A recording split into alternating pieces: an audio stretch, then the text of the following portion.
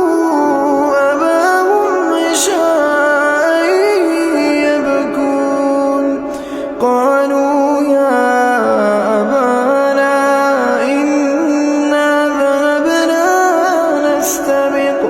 وتركنا يوسف عند متاعنا فأكله الذئب